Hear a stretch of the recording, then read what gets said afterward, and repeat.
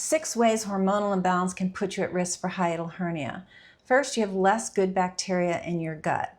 Next, you have constipation due to slow motility. Also, you've got a leaky gut, so with that, you are more likely to react to certain foods. Next, you have weight gain, especially around the midsection. Also, generalized inflammation, putting you more at risk for having acid reflux and things like IBS, IBD. And last, sleep and mood disturbances, especially anxiety.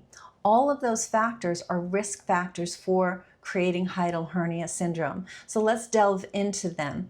What I'm specifically talking about is lowered estrogen.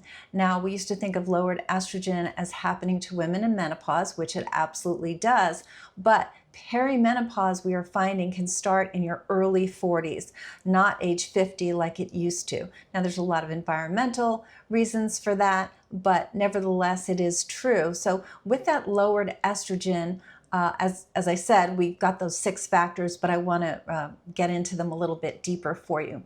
So the loss of estrogen, you'll have less microbial diversity. So your microbes in your colon, which you talk about the microbiome, there's 60 to 100 trillion of them. So you have less diversity, and with less diversity, you've got less health, you've got more hostile bacteria, to keep it simple, and so overall increased inflammation. Also, with lowered estrogen, you're slowed the motility. So the whole motion of food going through your intestines is slowed. With that, you get constipation. With constipation, you get increased intra-abdominal pressure. That pushes up on your stomach, pushes up on your diaphragm, and hiatal hernia and acid reflux can be a result. Also bloating, also risk for, due to the slowed motility, increased risk for SIBO, small intestinal bacterial overgrowth, because bacteria in the small intestine, there really shouldn't be any. You should have your nice healthy bacteria in your colon, but not in the upper small intestine. But when things are moving too slowly, what happens is any bacteria that are present, now they can happily multiply because there's not enough speed of motility to prevent them from doing so. And so then they create their own environment, and you get bloating, gas, and you can be pretty miserable. And that increased pressure, once again, is leading to a hiatal hernia and also acid reflux.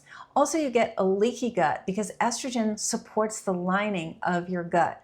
And so you don't have that good gut integrity. Now you have leakiness, you've got increased permeability, and you get a heightened immune response in a bad way, and you can get things like autoimmune disease, which is much more prevalent in women, and also more food sensitivities. And certainly the food sensitivities, reacting to food not breaking down the way it should, again, increases the pressure in the gut, more likely to get hiatal hernia. Okay, there's also just generalized inflammation. Estrogen is anti-inflammatory. It's amazing all the things that it does, but it's anti-inflammatory. And so with a lack of it, you're more likely to get acid reflux, IBS, and IBD, irritable bowel disease. Also with decreased estrogen, which a lot of women will tell you around perimenopause, menopause, there's weight gain and also insulin resistance. And the weight gain is especially around the midsection. That's where we definitely don't need it because it's so unhealthy there, but also that weight gain is causing increased pressure from the weight in the abdomen, again, leading to hiatal hernia. And last but not least, mood and sleep disorders due to not enough estrogen. So you can get sleep disturbance, and when you're not sleeping well, nothing's going to go right in your health, but also increased risk of anxiety. So when you're not sleeping well and the hormones are imbalanced, you're more likely to get into the sympathetic fight or flight part of your nervous system. And we really need, for optimal digestive health, to be in the parasympathetic rest, digest, relax part of our nervous system. So with the lack of the good estrogen, and when that decreases, you tend to get more into the fight or flight. Women are more anxious, they can't think straight, brain fog, all of that occurs. So what do we need to do? First of all, I just did a video, and I urge you to check it out Also, you can go to the FDA. I'm taping this, it's late July 2025. The FDA just came out with a roundtable on women's hormones. Finally, yes, I want to scream. After 23 years, revealing the truth that hormone replacement therapy is safe for women, it's protective of their heart, it's protective of our brains, it's protective of our bones, and so very meaningful protective evidence that has been suppressed for 23 years because 23 years ago in 2002, it came out that HRT could cause breast cancer. And at that moment, everything got thrown out the window. Doctors were scaring their patients because they were told to scare their patients, and women were throwing out their hormone replacement therapy. That has now been proven to be a lie.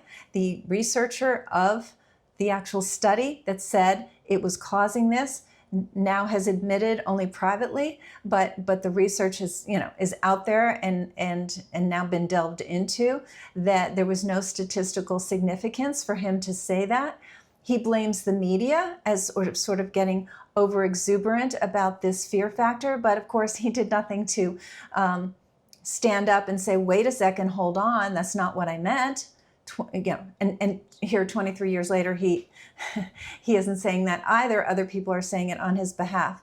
But it has been extremely well looked at that there was never any statistical significance, and to this day, there is no statistical evidence that was clinically significant that there was these dangers, okay? Now, there are certain women that should not take hormone replacement therapy. That's different. You could talk to your gynecologist about that, or your primary care. But your primary care and your gynecologist better be up to date on this as I'm speaking, because yes, it's only 4 days ago that this came out, but they should certainly be in the know. And if they're still scaring you about hormone replacement therapy, feel free to direct them. At this stage, if you just type in FDA, it comes up because it was only 4 days ago. But it's an FDA roundtable on hormone replacement therapy. That's how you can find it. So getting back to what you should do. Yes, you should get on hormone replacement therapy if that's appropriate for you. And it's only inappropriate for certain women who have had a history of cancer, etc. But it's not inappropriate just because you're a woman or just because there's some dangers, because the dangers don't exist. Okay, so with that said, also an anti-inflammatory diet, a diet high in fiber. As Americans, we eat a very low fiber diet, and that's dangerous. Polyphenols found in blueberries and also olive oil and avocado oil is amazing. And cruciferous veggies, broccoli sprouts, Brussels sprouts, all these wonderful vegetables that really help with estrogen detoxification. Also addressing your motility. So if you have a slowed gut, we talk about this a lot, but you need everything moving, and finding somebody who's an expert on that and not just going to give you a drug to try to decrease your constipation. It's not that. It's looking at your entire gut and why things are not moving the way that they should. Also, liver detoxification. Hormones they're produced, but then they have to be detoxified through the liver. And so if your liver is a bit toxic or you have a fatty liver, you need to work with that. The liver is quite easy to repair. It's a very, very strong organ. Testing for dysbiosis. I talked earlier about not having enough good bacteria or having too many bad bacteria, not enough diversity of bacteria. So there's tests that you can do to see what your bacteria are doing, and then there's natural nutrition to kind of help skew it back to how it should be. Testing for small intestinal bacterial overgrowth called SIBO. So these are the things that we look at. So you need to find a clinician who can intelligently work with you on all of these things and feels very comfortable in that whole comprehensive profile. So I hope you found this informative. If you did, give it a thumbs up. Consider subscribing to the channel. I'm trying to increase our subscribers so that more people can avail themselves of natural healthcare solutions and being educated about their health so they really know what's available to them. And also send me a comment. I love your comments. I write back to pretty much every single one. And And also, if you need our help, we're here for you. So until next time.